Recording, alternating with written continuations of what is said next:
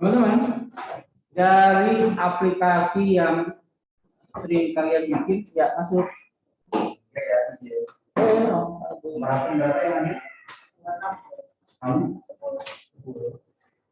Iya, iya. 9 orang, 18 yang ada di sekolah ada 9 orang.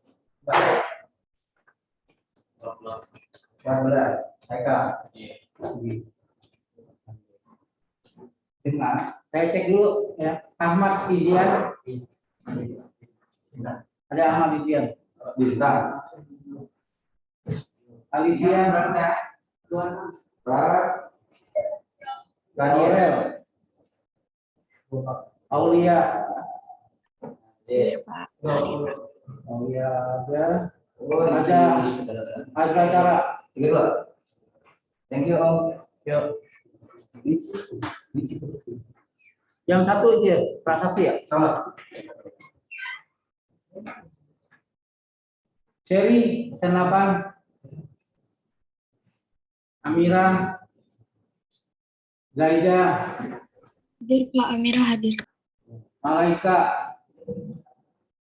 Muhammad Hafiz, Naswa, Naila, Hadir Pak Naswa. Naila hadir. Patriana, Hadir Pak. Raihan, Adela, Tania, Safia, Zahida, Masih hadir Pak. Hadir Pak. Zahra. Berarti ada orang ya hadir ya? Tidak hadir Pak.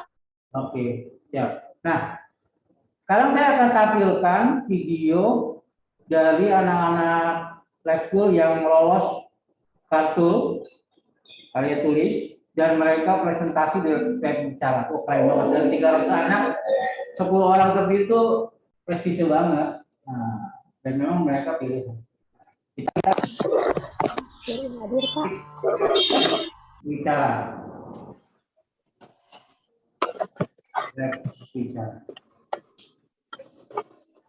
Atau buka aja blog aja ya. Web bicara. Nah.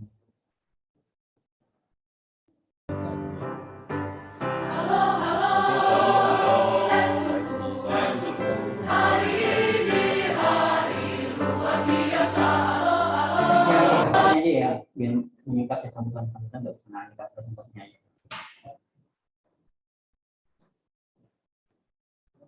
Kita perhatikan bagaimana kakak sekalian pakai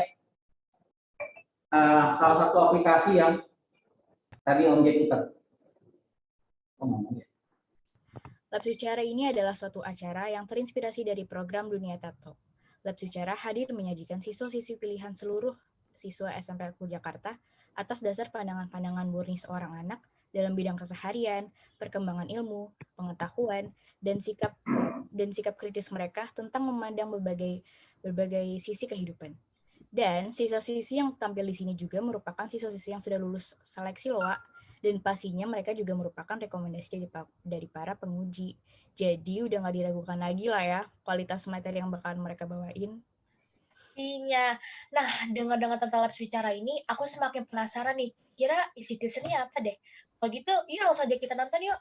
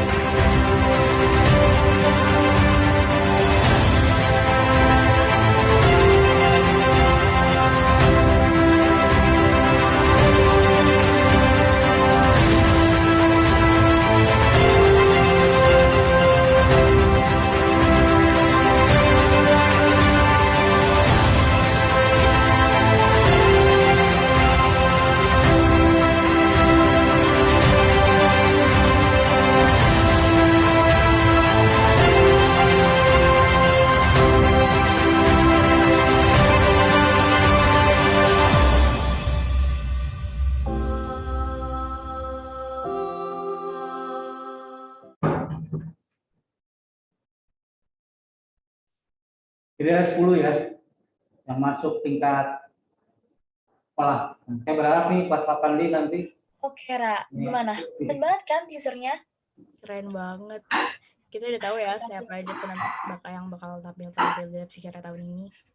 Dan juga topik-topik yang akan dibawakan. Nah, kalau daripada kita banyak ngomong gini, gimana kalau misalkan kita langsung panggil penampil yang pertama? Oke.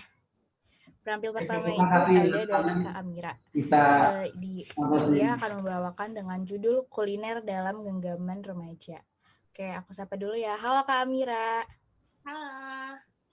Nah, Kak Amira, gimana nih perasaannya udah masuk 10 besar ini? Tegang kah? Senang kah? Sebenarnya gak kepikiran sih, soalnya aku kira tuh topik aku tuh nggak seberapa sama teman-teman aku gitu kan. Terus juga pas pertama kali tahu kalau kepilih yang 34 besar sebelum jadi 10 besar ini juga nggak kebayang sama sekali gitu kan. Terus ya udah aku lakuin aja rangkaian seleksinya. Terus ternyata kepilih sampai 10 besar ini, seneng banget sih, sama bangga juga sih sama diri sendiri. Alhamdulillah ya, nggak kebayang ya Kak. Iya, nggak kebayang. Kakak ini kan penampil pertama untuk lab bicara tahun ini nih. Aku mau kasih satu pertanyaan Kak, sedikit pertanyaan. Nah, aku yakin pertanyaan aku ini tuh juga merupakan pertanyaan teman-teman, terutama untuk angkatan 28. Nah, gimana sih Kak tips atau cara untuk meyakinkan para penguji untuk dari materi kakak ini bisa masuk ke 10 besar? Kalau aku ya, tips aku pas lagi sidang karya tulis, sebenarnya aku bawa santai aja sih, jangan dibawa tegang. Terus pokoknya jangan sampai kalian tuh kelihatan kayak apa ya, tegang terus jadi kaku terbata-bata gitu. Karena kalau kayak gitu pasti nanti penguji otomatis langsung kayak, oh ini anaknya pasti udah nggak pede duluan sama diri sendiri gitu kan. Jadi aku pas lagi sidang karya tulis, aku kayak bawa santai terus omongin aja apa yang ada di otak gitu loh. Jadi biar kelihatannya kalian tuh bisa nguasain materi kalian gitu. Pokoknya kalian keluarin aja dulu semuanya, masalah benar atau enggaknya itu belakangan. Oh gitu, bener sih, bener. Jadi kayak biar gak kelihatan tegang banget gitu ya. Oke, karena udah penasaran nih aku dan teman-teman, kita langsung aja ya Kak, play video kakak. Ya, boleh. Langsung aja.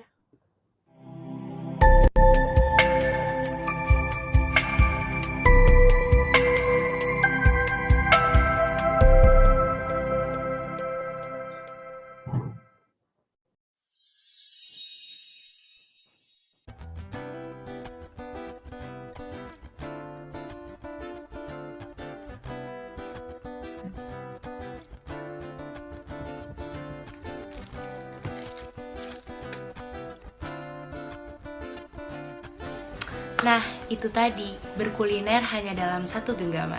Order makanan melalui layanan pesan antar makanan udah nggak asing dong. Dan mungkin kalian juga udah pernah ngelakuin kegiatan itu. Tapi, tunggu dulu. Sebelum kita bahas lebih lanjut tentang layanan pesan antar makanan, kita bahas dulu sedikit tentang sistem jual beli online. Jadi, singkatnya, dulu sebelum sistem ini hadir, penjual dan pembeli itu diharuskan untuk bertemu secara langsung. Namun, ada seorang inventor dari Inggris yang bernama Michael Aldrich, pada tahun 1979, dia menghadirkan sistem jual beli online yang sekarang ini sudah digunakan oleh masyarakat di berbagai penjuru dunia, termasuk Indonesia. Seiring berkembangnya teknologi, banyak juga bentuk perkembangan dari sistem jual beli online ini. Salah satunya adalah dengan hadirnya startup ojek online.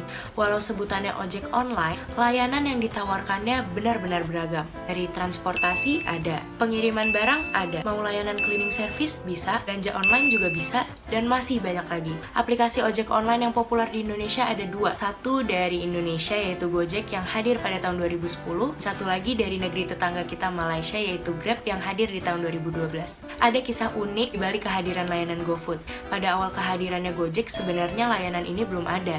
Namun, seiring berjalannya waktu, disadari penggunaan layanan belanja online ini didominasi dengan pemesanan makanan. Dari situlah muncul inisiatif Nadiem Makarim, pendiri Gojek, untuk menghadirkan layanan pesan antar makanan. Dan benar saja, layanan ini menarik banyak perhatian masyarakat dan marak digunakan. Riset Nielsen yang mencapai 1.000 responden di kota-kota besar di Indonesia menyatakan bahwa memang sebagian besar masyarakat Indonesia ini memesan makanan menggunakan layanan pesan antar makanan.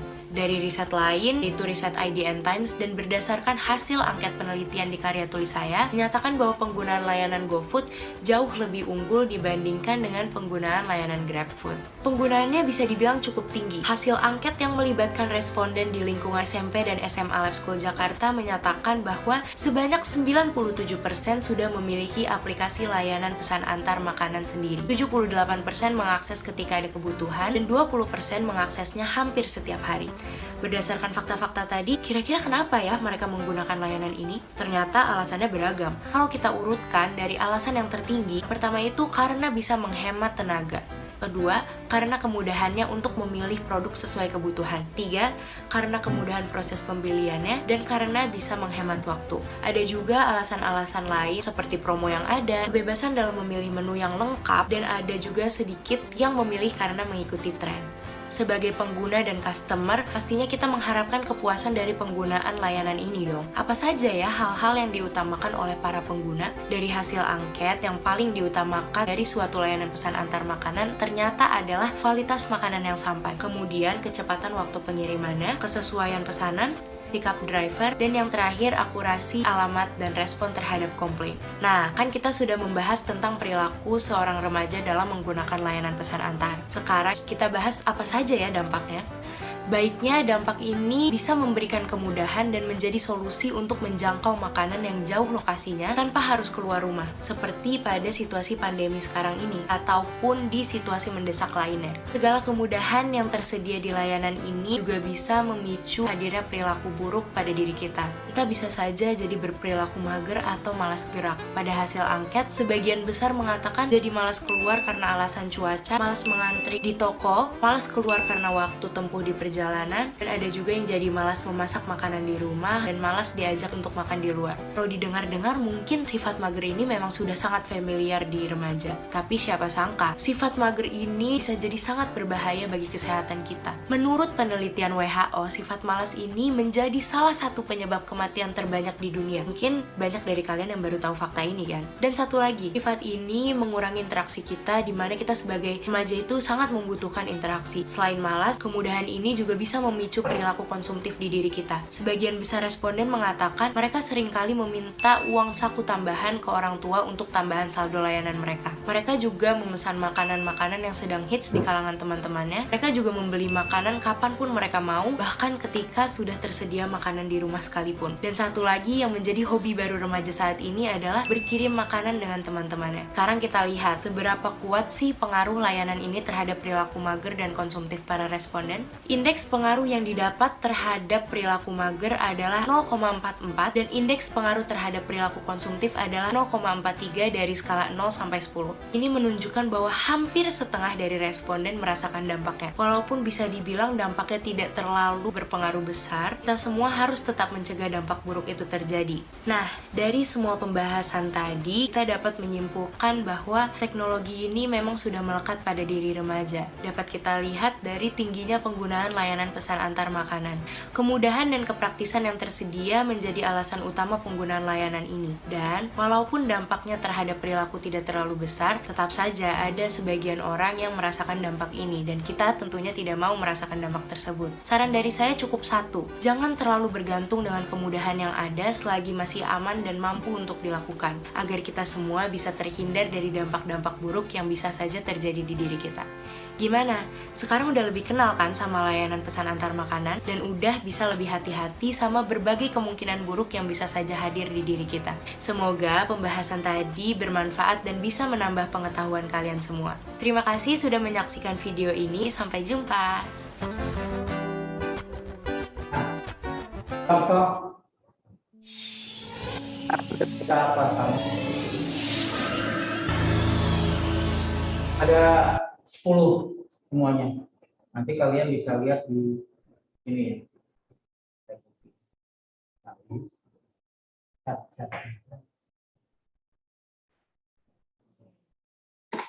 Sekarang gimana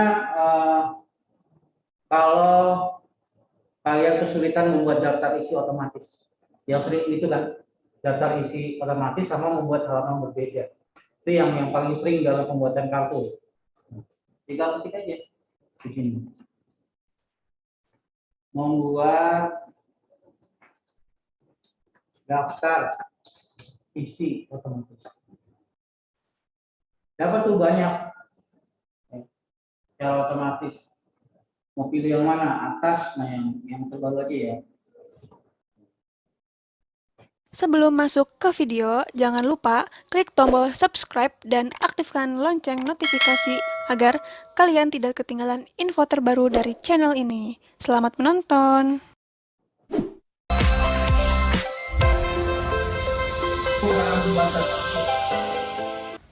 Halo sahabat Irfan Chip, di video kali ini kita bakal bahas cara membuat daftar isi otomatis di Microsoft Word.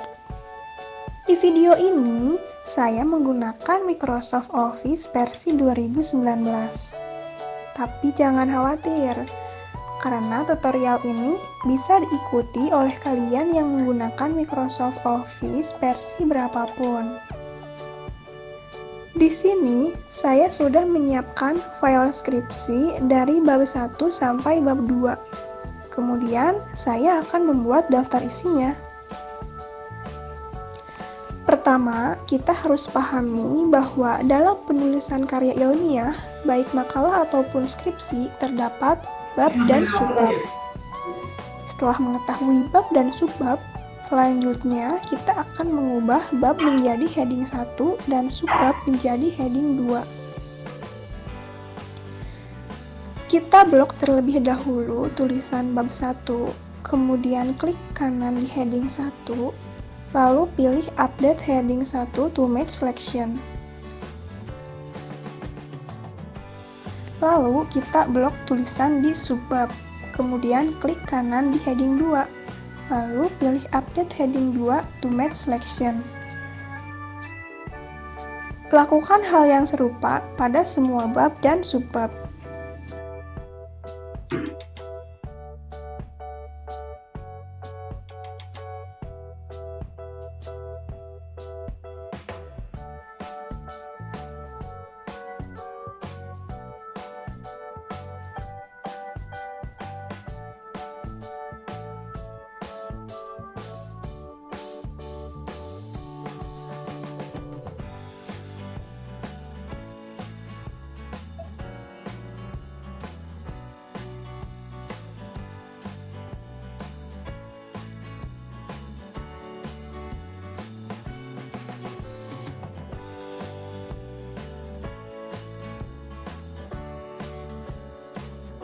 Namun, untuk subbab di bab selanjutnya, kita harus membuat style heading terlebih dahulu.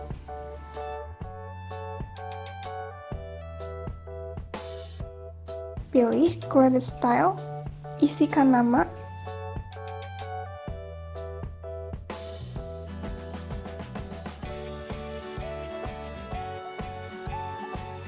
klik Modify, style paragrafnya kita ubah menjadi heading 2.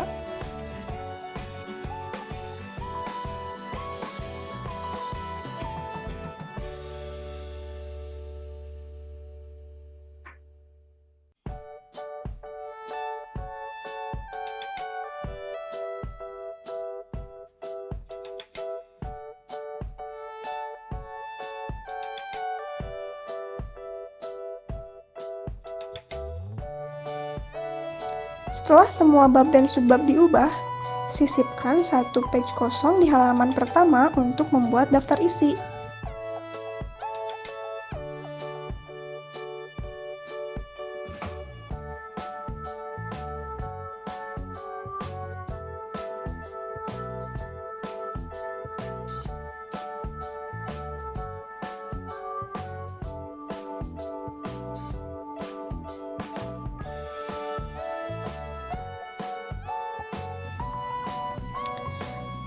Kemudian, kita masuk ke menu Reference.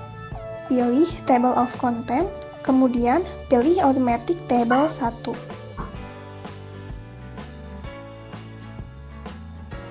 Dan tada, daftar isi sudah muncul.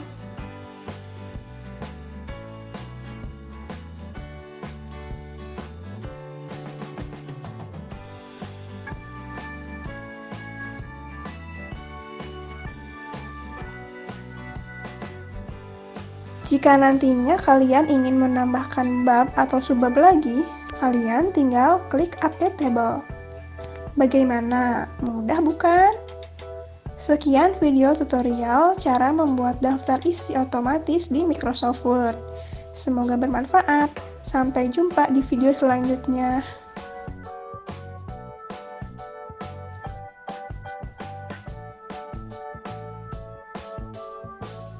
Ini cara membuat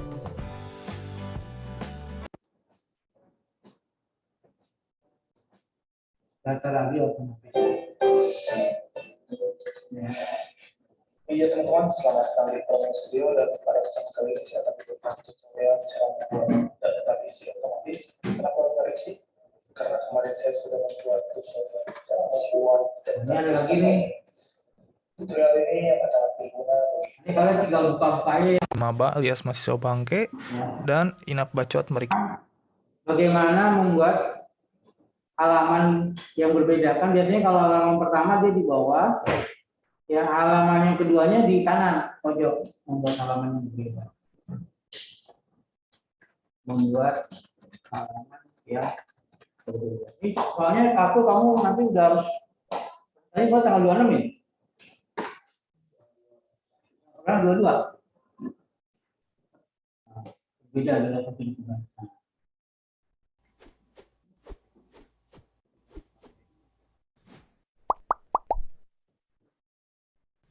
Halo teman-teman, kali ini kita akan belajar bagaimana cara membuat nomor halaman yang berbeda dalam satu dokumen Microsoft Word. Contoh dokumen yang saya gunakan dalam tutorial ini adalah skripsi. Dalam skripsi ini, ada beberapa bagian halaman yang format penomoran halamannya berbeda-beda.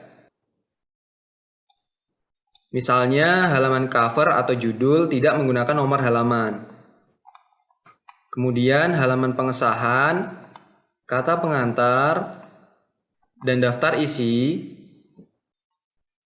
menggunakan nomor halaman angka Romawi dengan posisi di tengah bawah. Untuk halaman bab 1 menggunakan angka biasa.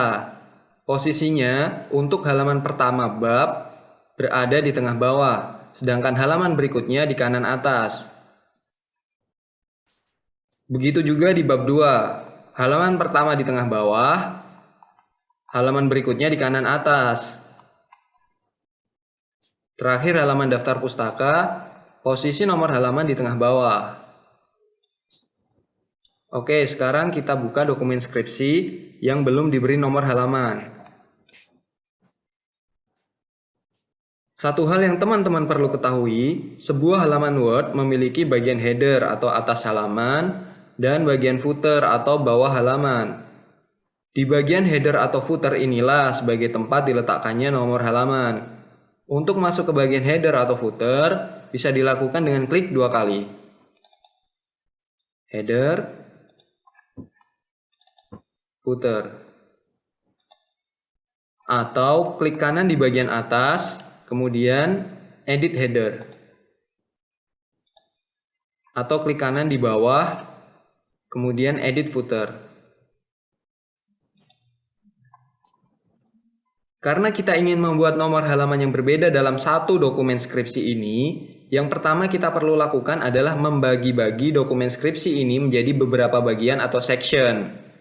Misalnya saya ingin membuat halaman cover ini menjadi section 1, sedangkan halaman pengesahan dan seterusnya menjadi section 2. Caranya tempatkan kursor di paling kiri atas halaman pengesahan.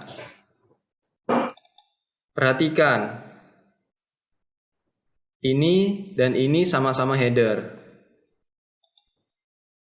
Tempatkan kursor di paling kiri atas halaman pengesahan. Kemudian masuk ke menu layout, breaks, kemudian pilih next page.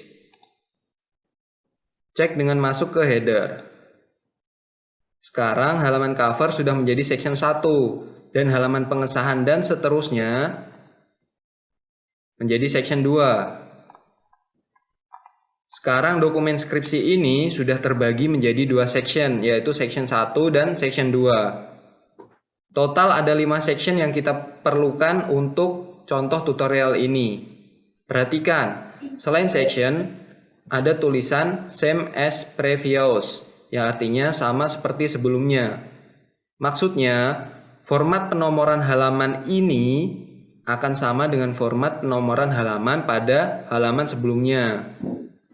Kita tidak menginginkan itu karena tiap-tiap section memiliki format nomor halaman yang berbeda-beda. Maka kita harus menonaktifkan same as previous ini. Caranya dengan menonaktifkan link to previous di sini. Jangan lupa untuk menonaktifkan bagian footernya juga. Go to footer, nonaktifkan.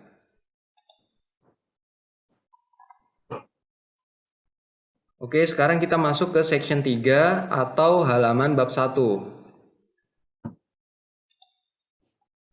Di sini masih section 2.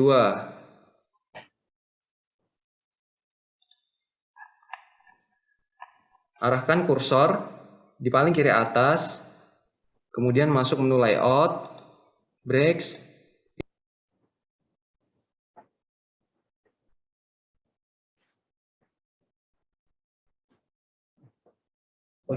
pilih next page. Kita coba cek dengan masuk ke header, sudah menjadi section 3.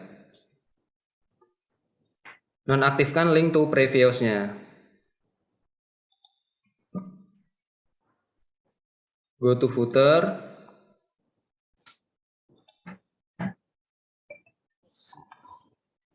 Karena format penomoran halaman pada halaman pertama bab berbeda dengan halaman berikutnya, maka kita perlu mengaktifkan different first page. Different, berbeda ya. Oke. Setelah itu nonaktifkan kembali link to previous-nya pada header dan footernya.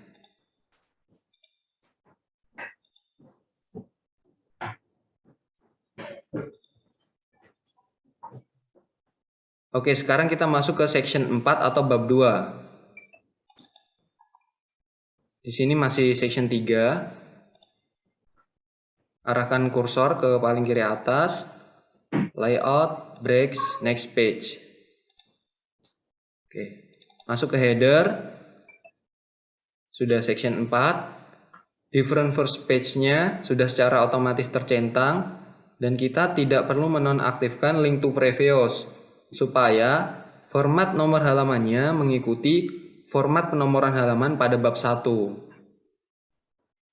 Kita close.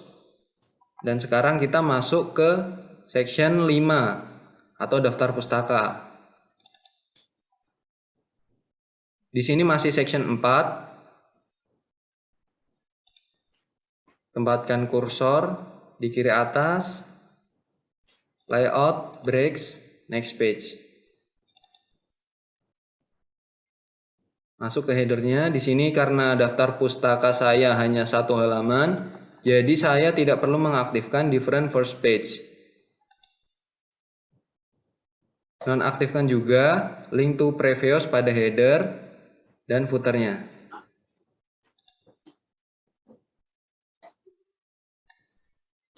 Oke, sekarang dokumen skripsi kita sudah terbagi menjadi 5 section. Section pertama, halaman cover, tidak menggunakan nomor halaman. Section 2, halaman pengesahan, kata pengantar, dan daftar isi. Menggunakan angka Romawi, posisi tengah bawah. Section 3, bab 1, menggunakan angka biasa. Posisi tengah bawah hanya untuk halaman pertama, halaman berikutnya di kanan atas.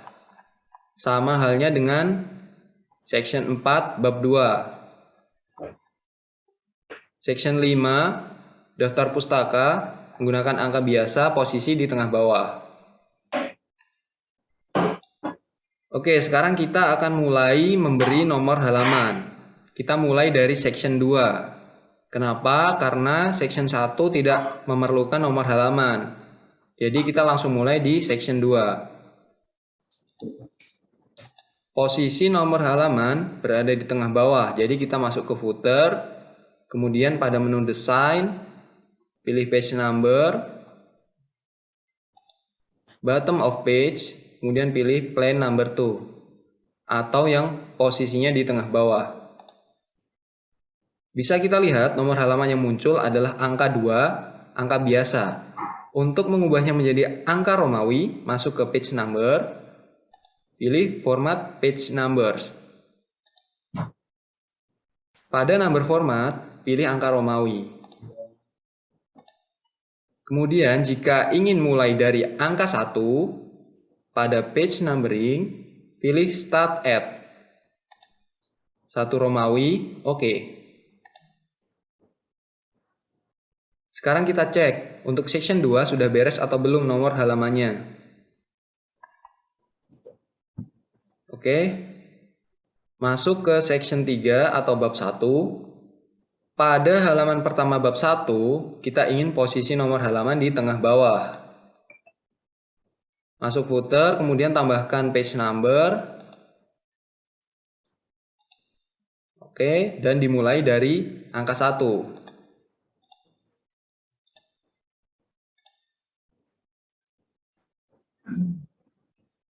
Kemudian halaman berikutnya belum ada nomor halamannya. Ini karena kita telah mencentang different first page, sehingga halaman pertama dan halaman berikutnya memiliki format penomoran halaman yang berbeda.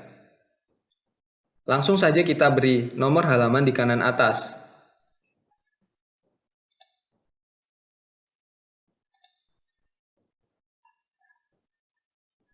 Oke. Kita masuk ke section 4 atau bab 2. Karena pada bab 2 link to previous-nya tadi masih aktif, maka format penomoran halamannya akan sama seperti bab 1.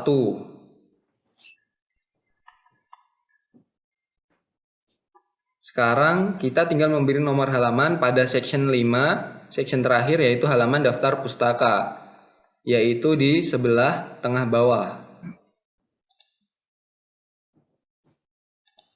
Oke, selesai. Sekarang kita cek dan pastikan format nomor halaman di tiap-tiap halaman sudah benar. Halaman cover tidak menggunakan nomor halaman. Halaman pengsahan, kata pengantar dan daftar isi menggunakan angka Romawi. Kemudian bab 1 di tengah bawah. Ini di kanan atas. Bab 2 tengah bawah. Kanan atas, daftar pustaka, tengah bawah. Oke, sudah benar. Untuk mengubah jenis dan ukuran font nomor halaman, caranya, klik 2 kali ke nomor halamannya. Nah, maka dia akan muncul pengaturan font. Ubah jenis dan ukuran fontnya.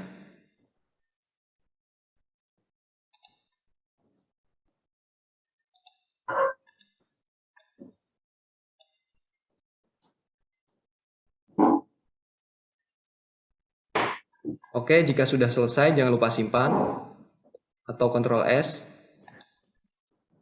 Ini jangan lupa subscribe jika video ini bermanfaat untuk kamu.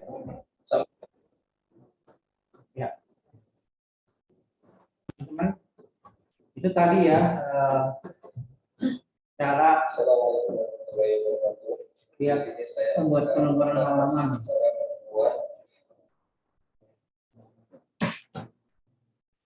Jadi kita udah 4 tuh ya yang kita berikan. Yang pertama tentang presentasi.net, yang membuat presentasi yang bagus. Yang kedua, tadi saya sudah memberitahu bagaimana menggunakan atau mencoba 5 aplikasi terbaru, nanti dicoba. Yang ketiga tentang web bicara. Anak-anak kelas 9 yang lolos status. Lalu cara membuat daftar isi, bukan daftar hadir, daftar isi. Lalu yang terakhir adalah membuat nomor halaman ini. Sekarang saya akan cek tugas kalian yang ada di blog. Membuat di Google Form.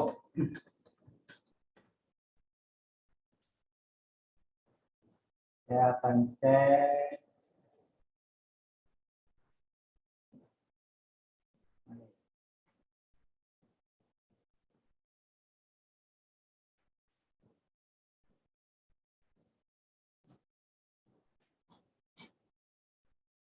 Oh,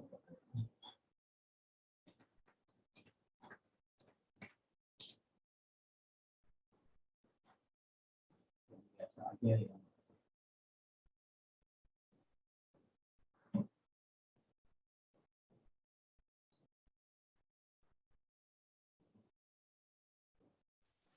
Oh, Google.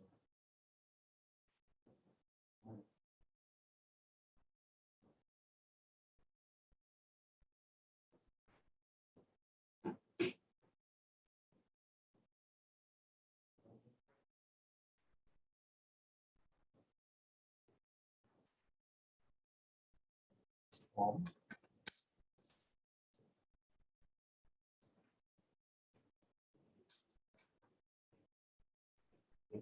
Google.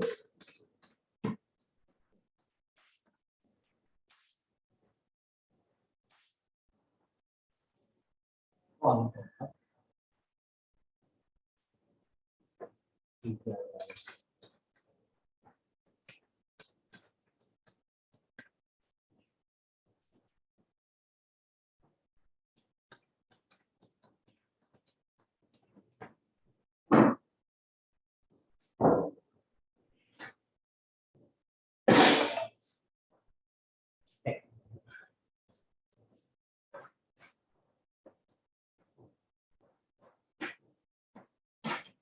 Otomatis ya HP ya, betul. Jadi kalau kita bukan pemiliknya, dia langsung tahu.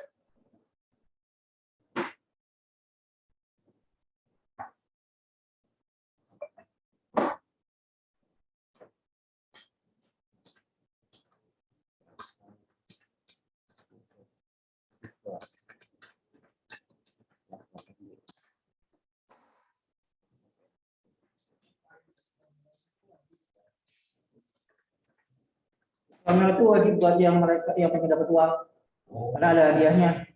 Kalau pengen dapat uang GoPay jajan lumayan 500.000, setengah juta, cuma nulis satu artikel.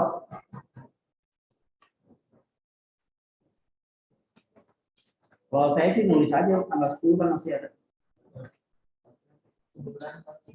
Kan ada rekamannya di YouTube kan, di YouTube SMP Let's School kan, tinggal dari situ aja ngambil.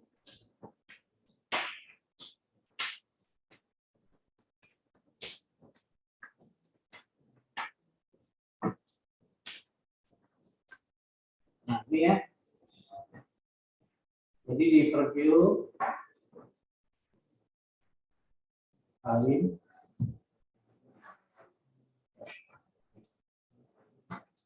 silakan diklik. Ya. Silakan diklik tugas kalian view form. Diisi ya, kita semua ada 20. Yang kalian nggak bawa laptop bisa pakai HP ya. Ini.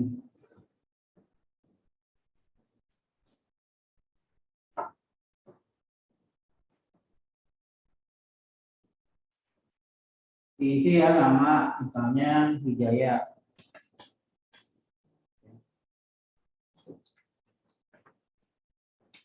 Wijaya Kusuma. Kusuma. Isi emailnya Wijaya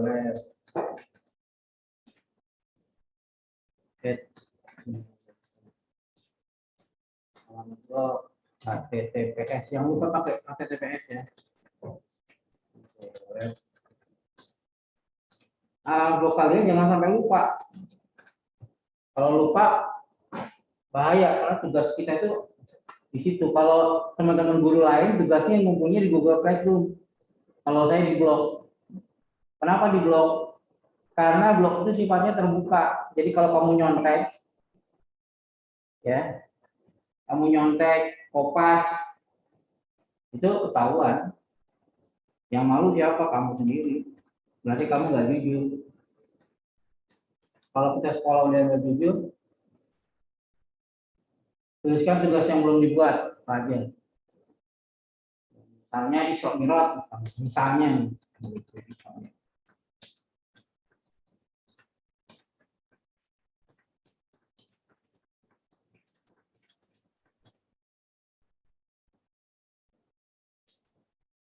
Nah, itu ya, tulis ya. Sekarang kita lihat nih siapa aja yang udah ngisi.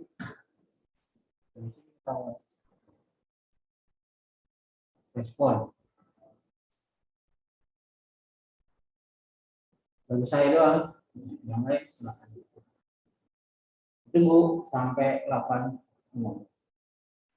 silakan di. Yang nggak bawa laptop bisa pakai HP yang di sekolah. HP bawa kan? Semua kan? Bisa internet kan? Ya.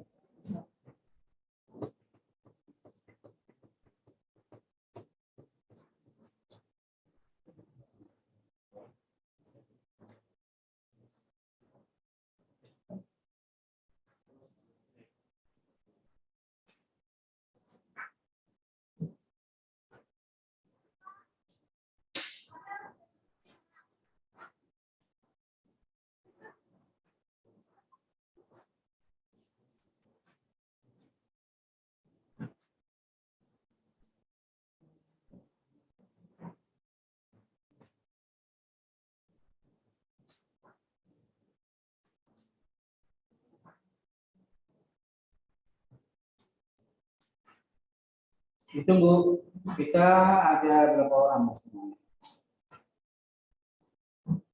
Kita ada 26, berarti ada 26.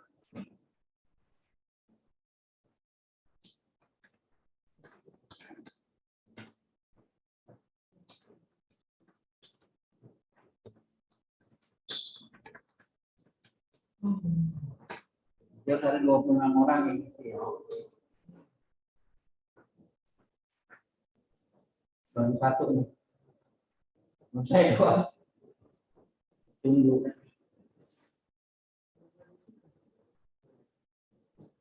Alamat blog jangan sampai lupa ya, karena tugas-tugas kalian di situ untuk nanti nilai sertifikat ya. Kalian bentuknya nilai sertifikat dipisah dari rapor ujian. Jangan sampai nanti sertifikatnya hasilnya juga. Boleh, aku boleh lihat. Kan nggak di zoom. Apa? Aku boleh lihat ini. Ini soalnya. Oh, di sini.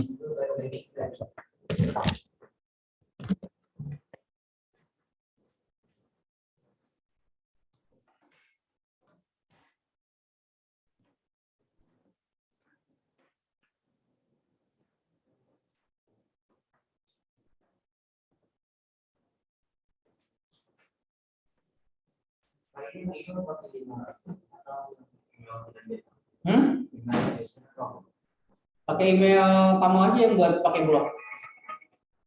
Yang biasa dipakai untuk blog. Yang biasa dipakai kamu buat nulis di blog.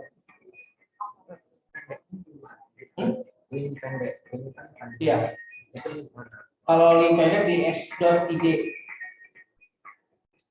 Ya di menu chat, ada di menu chat.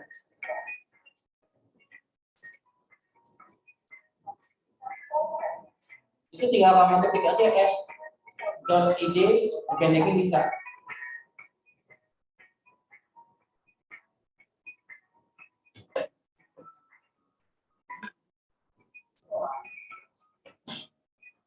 Kalau banyak kita bisa pakai lab komputer ya.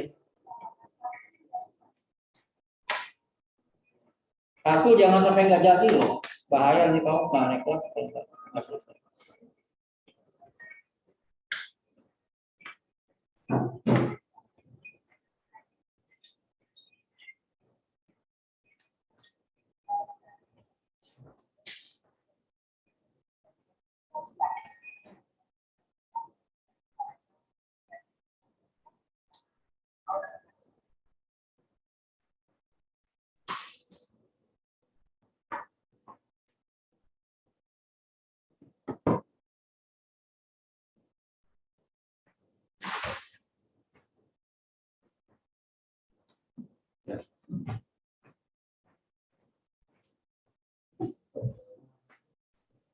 Saya ke toilet dulu sebentar ya.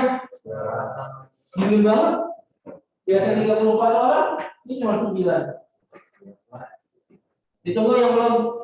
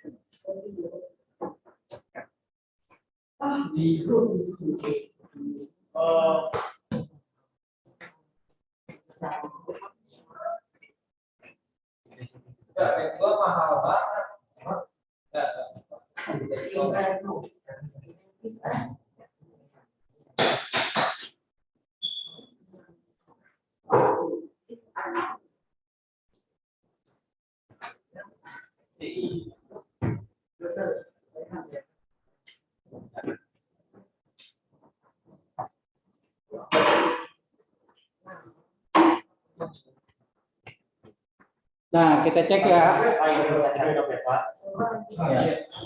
Kita cek pakai Google Sheet siapa yang jujur, siapa yang tidak jujur di ketahuan.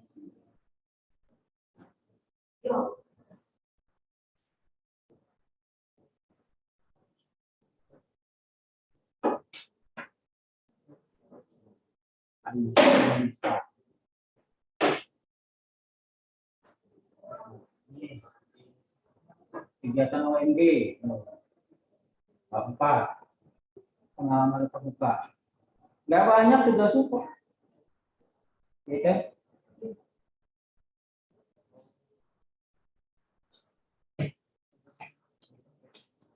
Terima kasih atas pembukaan. Jadi tolong jangan ditunda-tunda itu tugas.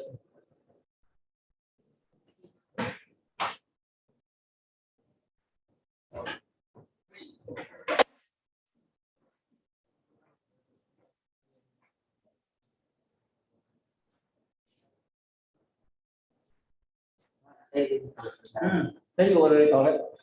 Ini. Kok Pak Topan? Kok masuknya ke Pak Topan?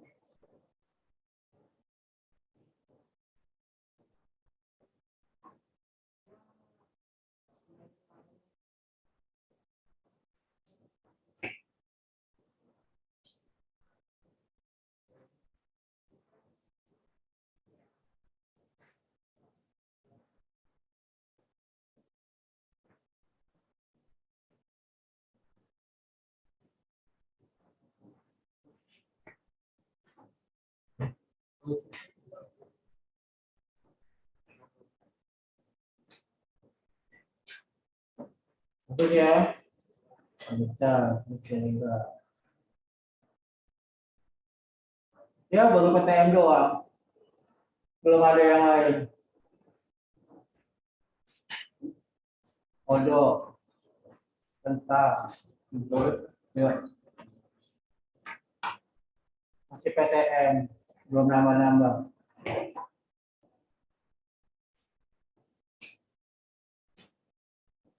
Amira. Ya masih PTM. Banyak yang belum diupdate. Wah. Nami Naso udah ada OMG ini.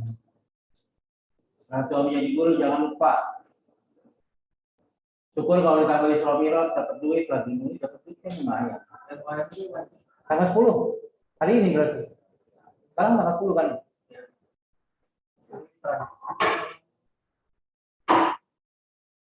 Gampang kok tinggal buka YouTube-nya aja kamu kan.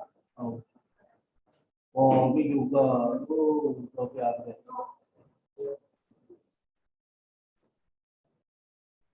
Usahakan sebelum kartu ya diupdate ya.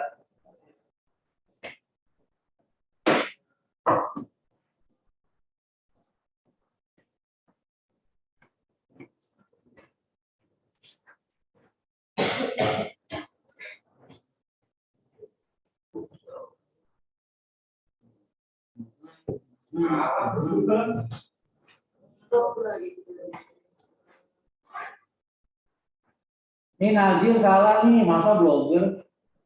Salah mukasnya itu. Bukan blogger. Ya. Jadi tugasnya jangan lupa PTN, ya. Thread, bab 4, ONG, Isra Mi'raj kalau mau ikut. Itu aja doang, nggak ada yang gampang banget. Ya, baik. Terima kasih teman-teman semua. Assalamualaikum warahmatullahi wabarakatuh.